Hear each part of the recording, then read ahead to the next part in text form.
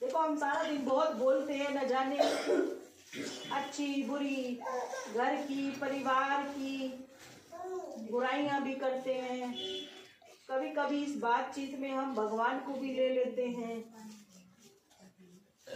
इसलिए एक भजन होता है और एक नाम कीर्तन होता है। ये क्या है? नाम कीर्तन। भजन में तो कोई लाइन ऊपर नीचे हो भी सकती है, लेकिन प्रभु ने कहा कि जो नाम कीर्तन है उसमें बहुत शक्ति है।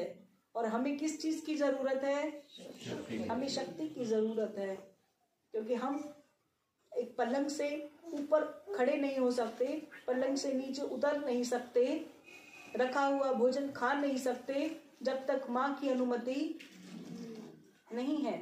और हमारे इस शरीर में ये जो अनुमति हमें आती है, ये शक्ति जो हमें आती है, ये कौन है? माँ। तो काय का भेद है भगवान में? हमें भगवान को क्यों भेदना है? बल्कि हर पल वो शुक्र क्यों नहीं करना कि तू हम उसकी जयकार करेंगे तो वो हमें और शक्ति देगी और हम बूढ़े सच में नहीं होंगे। बूढ़े का मतलब कि हम किसी पर आश्रित नहीं होंगे कि अरे तू पानी पिला दे। इतनी शक्ति आप में होगी कि आप अपनी माँ को स्वयं पानी पिलाओगे। अब आपकी माँ कहाँ है? आपके अंदर, आप ही के अंदर है। अब हम बाहर की सेवा करनी होती है तो भगवान के स्वरूप की सेवा करनी हम करते हैं, कहते पानी पिलाएंगे, भोजन बनाएंगे, भोग लगाएंगे। कहीं जाते हैं तो स्वरूप की सेवा करने के लिए लड़ाई भी होती है मंदिरों में, पर अपनी सेवा करने की भी हम लड़ाई लड़ते हैं कि कोई मेरी सेवा करता नहीं है। तो अब आप अपने लिए जल की व्यवस्था खुद करें। कोई आकर भाव से पिला दे तो अहंकार नहीं करना, इसको रख दे, इसको मैं ही पीऊंगी उठ के, ऐसा नहीं। तो भी माँ चाहती है तो वो पिलाएंगी, पर मांग के नहीं कहना किसी को कि अरे तू जा रहा पानी ले लो मेरे लिए, ये झूठे बर्तन भी मेरे रखा है ना, चाय बना रहा अपने मेरी भी साथ बना दे। यानी अब आप किसी के शरीर की सेवा करेंगे तो क्या सोचकर करेंगे कि आप माँ की सेवा कर रहे हैं। हो गई ना माँ? अभी एक मंदिर में आकर एक स्वरूप की सारे बच्चे मिलकर सेवा नहीं कर सकते, लेकिन माँ तो घट घट में है। तो सबसे पहले कौन से घट में माँ है? आपके अपने मटके में है। इसे कभी खाली नहीं रहने देना, इसे कभी गंदा नहीं रखना, पानी को जल्दी जल्दी फेंकते रहना है ताकि पानी में कीड़े ना पड़े। इसलिए 20 साल पुराना द्वेष अपने यहाँ नहीं रखना, उसमें कीड़े पड़ चुके हैं। अब क्या करनी है? उसकी सफाई करनी है। आज के बाद आप ये समझ लो कि जब आपकी किसी जीव के साथ लड़ाई हो रही थी ना, तो गलती आपकी थी।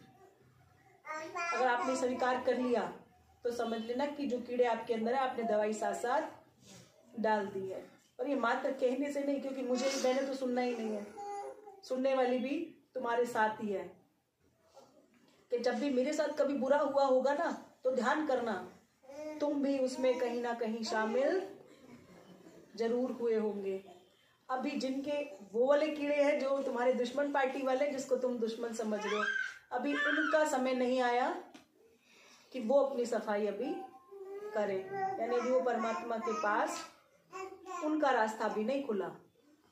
अगर तुम्हारा खुल गया है तो हमें क्या करना? अपने घट को साफ करना है, इतना निर्मल बना देना है कि ये आंख से जब आंसू निकले तो ये चरण अमृत जैसे लगे। तुम्हें अपने अपने, हमारे नहीं पीने हैं, अपने ही आप को इतना सुंदर बनाना है कि आपको लगे कि जब मैं माँ की पाठ करने के लिए बैठूं तो मैं अब आज बिल्कुल साफ हूँ। भले ही मैं आज नहाई ना हूँ, चल जाएगा, कोई दिक्कत नहीं होती। आप पंच स्नान कर सकते हैं, पैर धोए, हाथ धोए, मुंह धोए, कुल्ला करें और आप पाठ कर सकते हैं।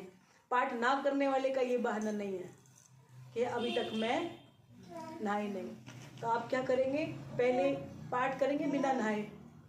8-10 दिन के बाद लगेगा मैं पाठ करती ही हूँ तो 2 लोटे पलटी क्यों ना लूं। तो पाठ सिखा देगा आपको कि स्वच्छता और कैसे लानी है। स्वच्छता को अपने पास बुलाती है, यानी भक्ति को बढ़ाती है, और पवित्र भाव पवित्रता को बढ़ाता चला जाता है। बोलो सच्चे दरबार की जय। ये हमारे वचन है, हमारी बातें हैं, समझ में आए, अच्छी लगे तो इसे रत्न की तरह धारण कर लेना। करते ना, रतन मूंगा पहनते हैं, नीलम पहनते हैं कि हमारा कल्याण होगा। बाजार में लेने जाते अपना कल्याण तो 35,000 का है। पहले अब जिसके पास पैसे नहीं है पहले तो वो कमेटी डाले, 35,000 का कल्याण लेके आए, फिर उसे धारण करे। अब जब तक ये वाला कल्याण कर लो अपना, बिना वो दूसरा रतन धारण कर लो। कह दो जय माता। सभी एक एक करके बच्चे आए।